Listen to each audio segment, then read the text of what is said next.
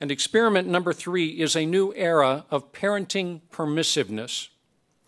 The parents of Generation X tend to be the younger half of the silent generation and the older half of the baby boomers. And those two halves were the ones who came of age after World War II in that safe, healthy, happy environment.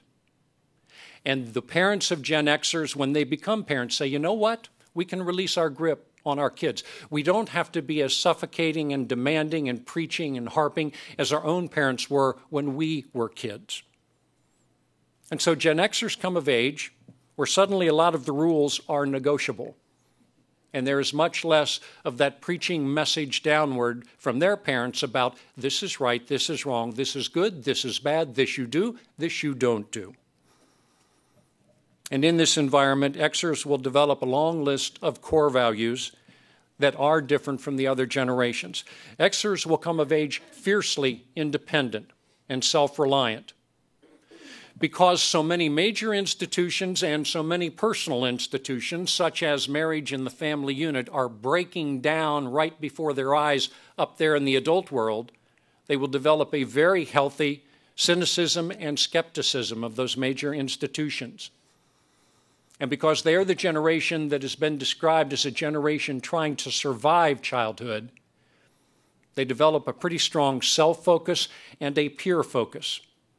If you are marketing to Gen Xers, you need to know this is a generation that does not give out trust easily.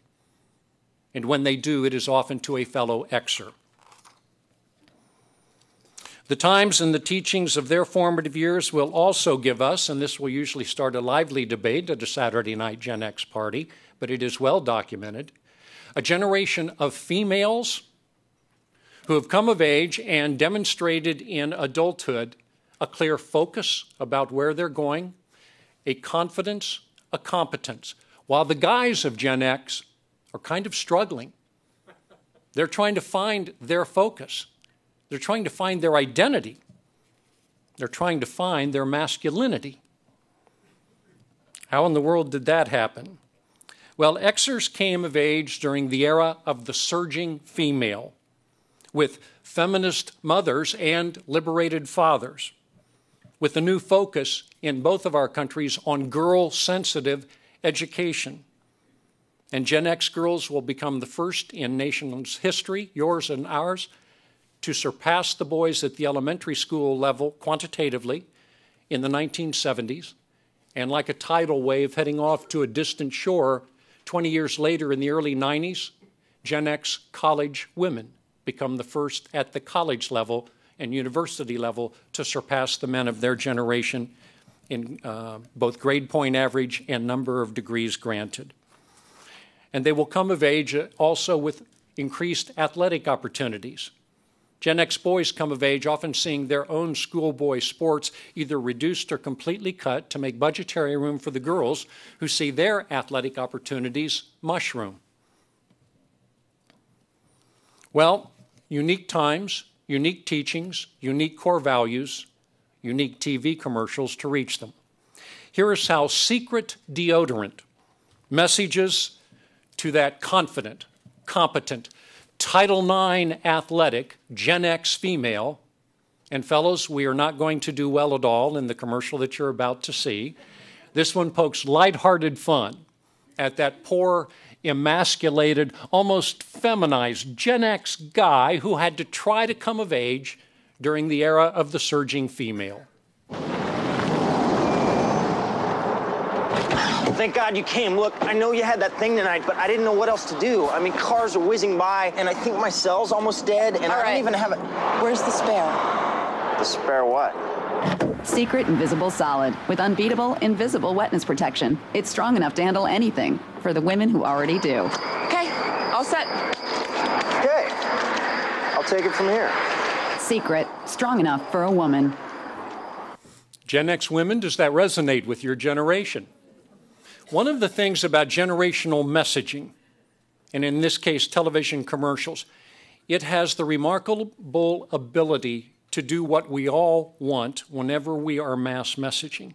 Generationally designed creative magically has the ability to cut through the clutter And a Gen X female in just the first few seconds of that spot knows this is meant for me. Just as this next commercial, which targets Gen X men, establishes that very early on. This is how another major advertiser from a few years back tries to help those Gen X men to find their masculinity.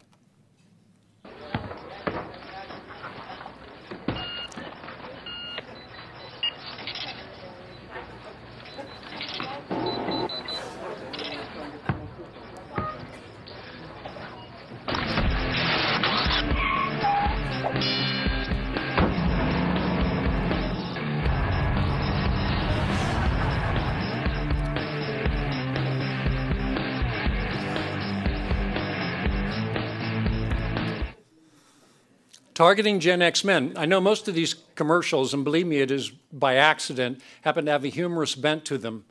But remember the millions of dollars that are at stake with these advertising campaigns. And these major advertisers have turned to generationally strategized creative because it works. Xers do not grow up with the internet, but they do come of age with the computer and with the tsunami that is video games. Today, their knowledge of computers serves them nicely in their careers and their lives. This is the first generation to use the internet both heavily for information but also for entertainment. Gen X mothers are embracing the mom websites, the mom blogs, the mom social media. When Vancouver hosted the Winter Olympics, where are we, 2 years ago, 3 years ago? Procter & Gamble made the strategic decision because the Winter Olympics are very heavily viewed by adult females.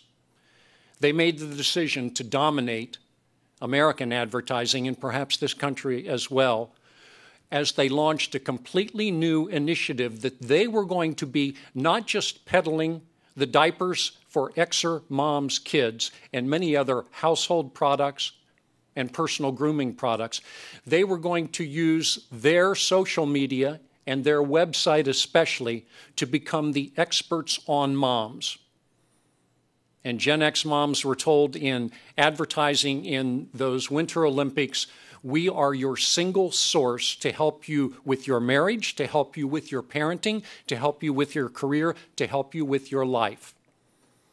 And that has now become a growing strategy for marketers who want to push product, but who know that each generation, and especially Gen X moms, are looking for an awful lot of help.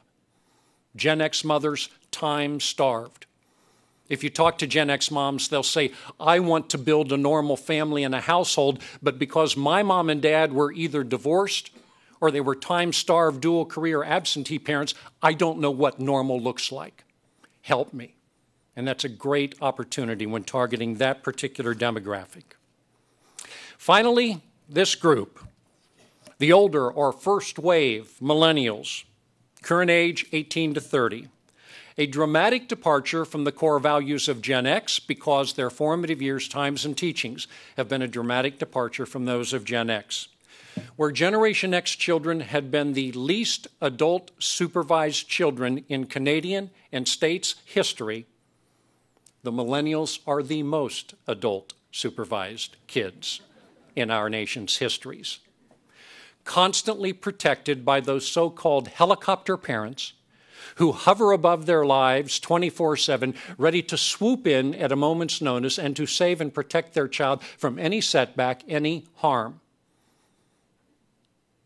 One Gen X woman was talking about the way her own mother had raised her from an older generation.